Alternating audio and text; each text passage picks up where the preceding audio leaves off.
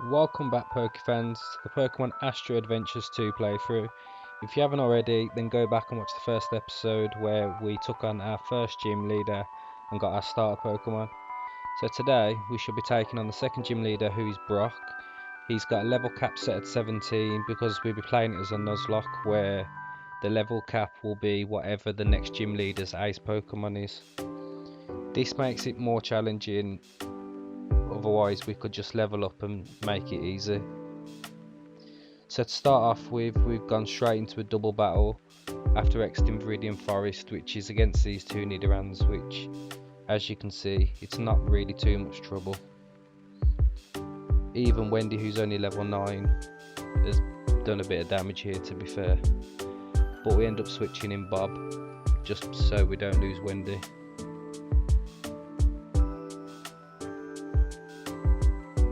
Mudslap finishes it off. After the battle, Wendy evolves into a Beedrill, which can hit hard, but it's still quite frail.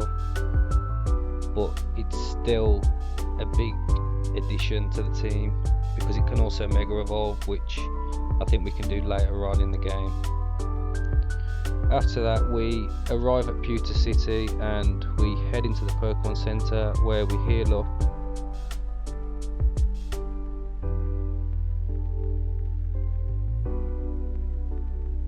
We then talk to this guy with a Jigglypuff, who gives us some awakening in case our Pokemon fall asleep.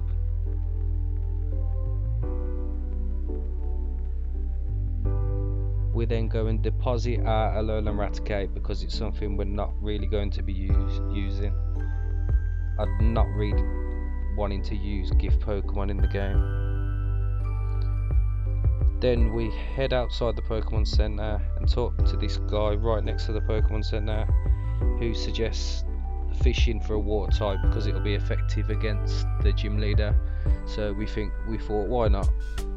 We'll use a Super Rod, and we could actually get a Poliwag or a Magikarp here. Poliwag's I think 40%, but obviously we get a Magikarp, which is pretty useless, but it'll eventually turn into a Gyarados, which is a very good Pokemon. We catch it easily with a netball, and then we give it the nickname, I think it was Gary. Then we head into this building, which we actually find out information about Brock, which some of it I didn't really know. So apparently his mom uses water Pokemon and his dad uses rock, and he apparently has a brother called Forest, who's also a Pokemon trainer.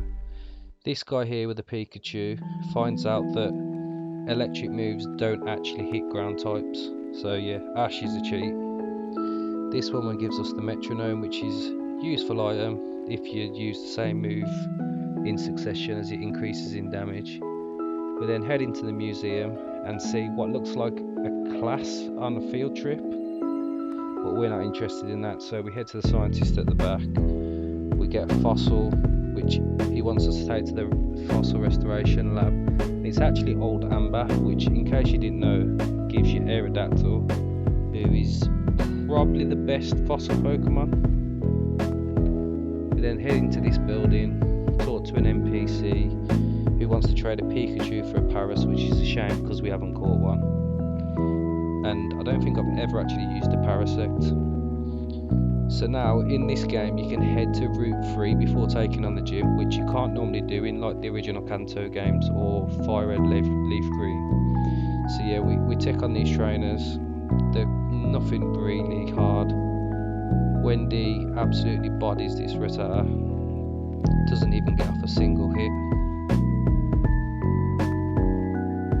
Up next comes Sandshrew. We then switch out into Jeffrey. And same again. No real issue. Razor Leaf just about doesn't KO. Sets off its berry. Then a second Razor Leaf takes it down.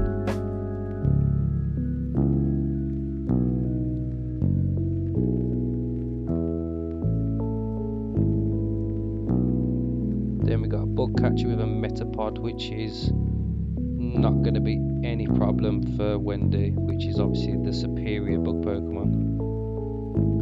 He does, however, send out his own Beedrill, so it's also a level higher, which means that this would be a long battle. We did get the Oran Berry though off it with Bug Bite. We then send out Bob, who with Gust really isn't going to have that much problem here. He does get a crit on us though. And to be fair, if that Fury attack had connected, if it had hit all 5, it would have probably taken us out, so a little bit lucky.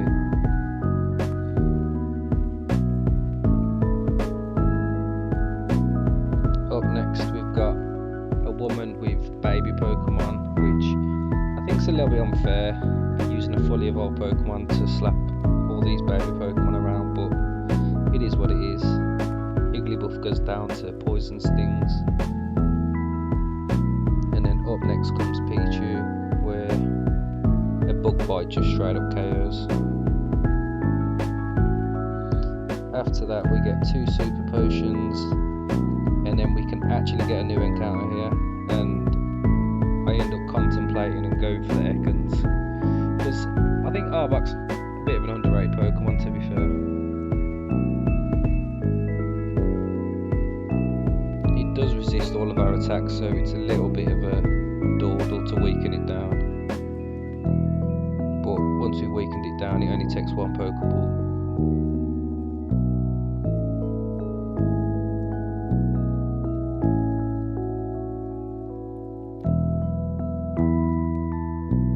We then call this Ekans Charlie, because everybody knows a Charlie and they're a little bit snaky.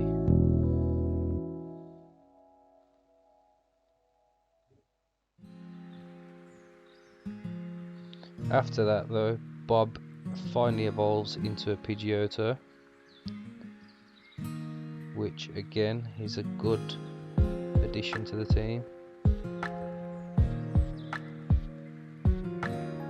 It does, however, mean that we are at the level cap, so we can't really continue on and taking on other people. Bob's actually gone over the level cap, so we can't use it for this. Thankfully though, you can actually get to Brock without taking on the trainers by just going around it. So I come up with a little strategy for Brock, because his Onix has got weakness policy and sturdy, so you can't one-hit KO it, and if you've hit it with super effective, its weakness policy activates. So what I do is I set up a growth on the Geodude, he just hardens. Then we go for a Razor Leaf, which does just over half. Tank the tackle, second Razor Leaf takes it out. And then with that boost off growth, now Onix comes out, we can set up a Leech Seed, which will break the sturdy, get a little bit of HP back as well. And then 1 Razor Leaf takes it out pretty easily. And yeah, what could have been a problem was quite simply solved in the end. He then goes and gives us the Boulder Badge and some TRs for Rock 2. So TRs are basically TMs, but they're one use only, whereas TMs you can use as many times as you want. Once we come out of the gym, we witness a robbery. So what looks like Team Astra running away from the museum, they get chased by someone who turns out to actually be Looker. So Brock, hearing the commotion, comes out. Turns out that they've stolen an artifact from the museum,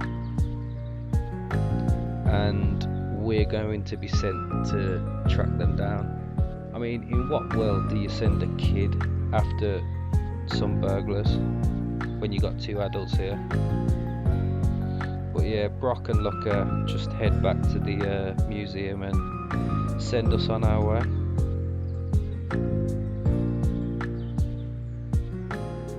Brock does say that he won't be long, but I'm not holding my breath. So we go to the Pokemon Center and heal up, and then we continue along Route 3 where we have more trainers.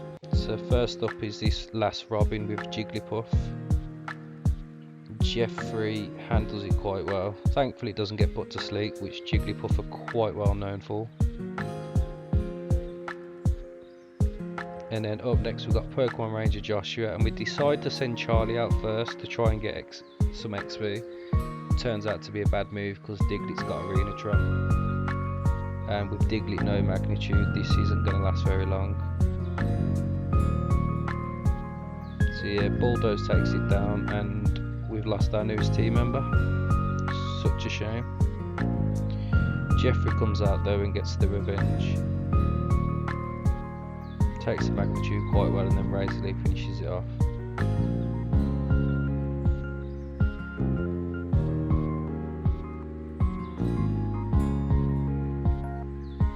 So we head back to the Pokemon Center to put Charlie in the rest in peace box.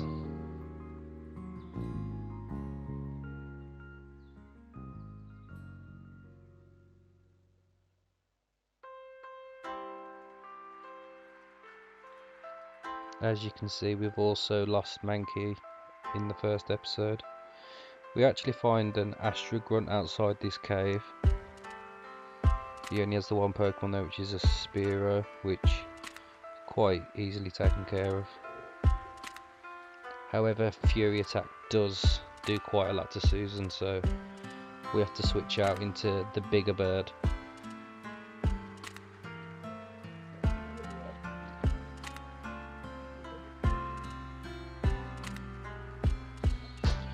Susan actually learns Hyper Fang here, which is quite a big of an upgrade, as I think it's like 70 base power. But yeah, we continue along Route 3. We find the TM for Thief, and then over here we also get some Great Balls. We then run into an encounter with an Ekans, which is painful considering the fact that we just recently lost Charlie.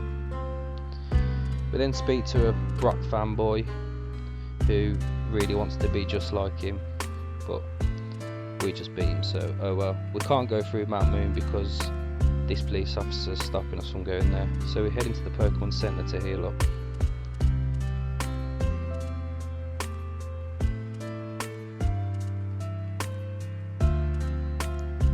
We then talk to this guy who gives us a Magikarp. Fortunately though, we've already got one, so this will be just going straight into the PC to stay forever. I'm sure in like the original games there's a guy who sells you one for like a rip-off money, so it's probably an Easter egg for that. And then we speak to some NPCs who tell us about evolution stones in Mount Moon, and this girl wants a Clefairy. After that we head on into the cave, which turns out to be Diglett's cave, which means we're more than likely going to encounter a Diglett. We go ahead and encounter one, and this is the one that we're going to catch for our encounter. It's not the worst Pokemon, it's frail as hell, but it's very fast and hits hard. One attack takes it down into low health, and then a single Pokeball and we catch it.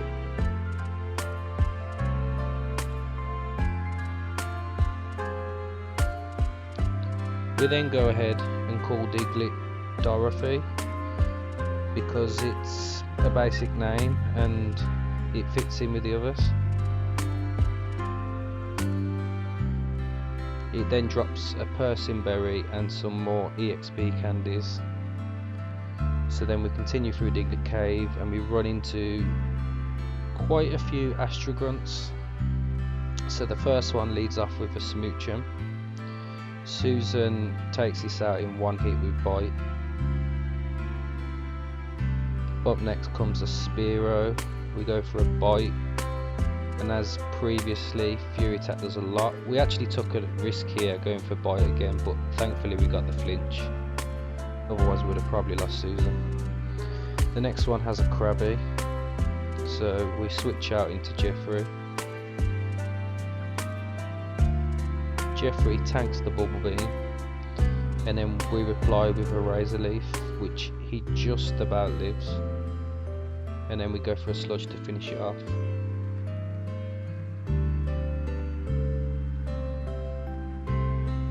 Wendy also learns Pin Missile, which is a big upgrade on Bug Bash. Then they send out Paris, so we send out Bob.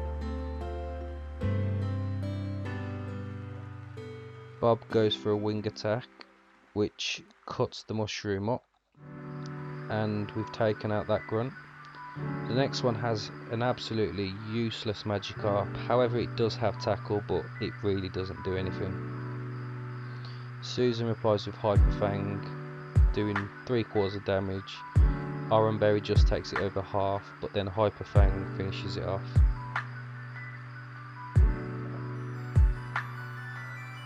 Up next comes Goldeen, so we switch out into Jeffrey again.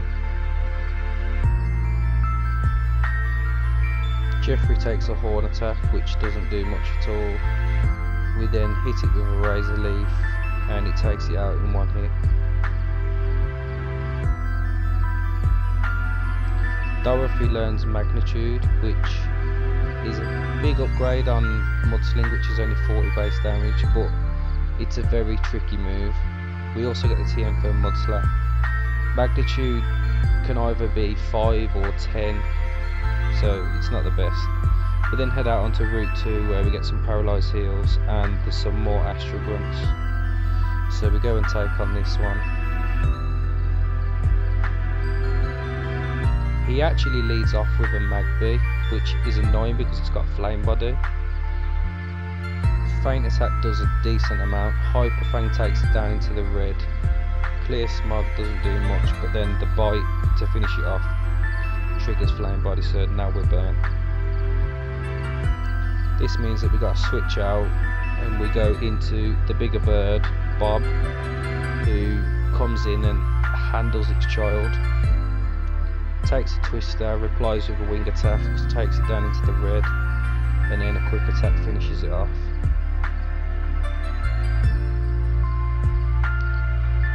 Because we don't have any items that can heal the burn, it means that we've got to go all the way back to the Pokemon Center to heal.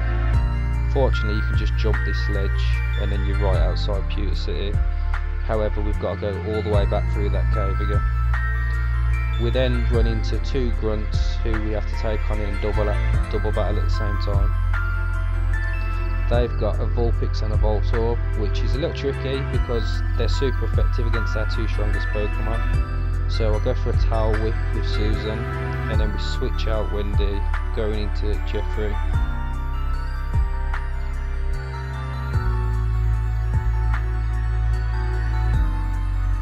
Voltorb went for a rollout because originally Wendy was there, and it does nothing to Jeffrey. Vulpix goes for a fairy move rather than fire, which is a little strange. We then hit them both with a Razor Leaf.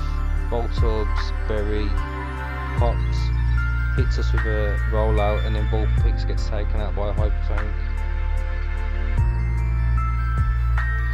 Then one more Razor Leaf, finishes off the Voltorb, and that double battle, which could be tricky because they usually are double battles, but we got through it comfortably. Then we find the grunt of Team Astra who tried to rob us before. Obviously he refuses to hand over the journal. Can't accept the fact that we were better than him. Says he's going to put us in our place and his name's Verdi, and we'll remember him as the person who beat us today. He leads off with a Zubat, which at level 19 is quite high. Goes for a wing attack, gets a crit, takes us down to the red. So we're forced to switch out into Bob. Bob takes the bite quite well. Wing attack nearly KOs it, but not enough. Berry Juice activates, but then a second wing attack takes it down. Susan learns Sucker Punch, which it's a little bit stronger than Bite, but it's also priority if they're attacking first. We then go for a wing attack on Meowth. Bite takes us down to 18, and we have to switch out because the next one could KO. So going to Jeffrey, tank a Water Pulse, hit it with a Leech Seed so we can get some recovery, and then we go for a Razor Leaf, which doesn't KO. even with the leech seed damage. But then a second Razor Leaf finishes it off.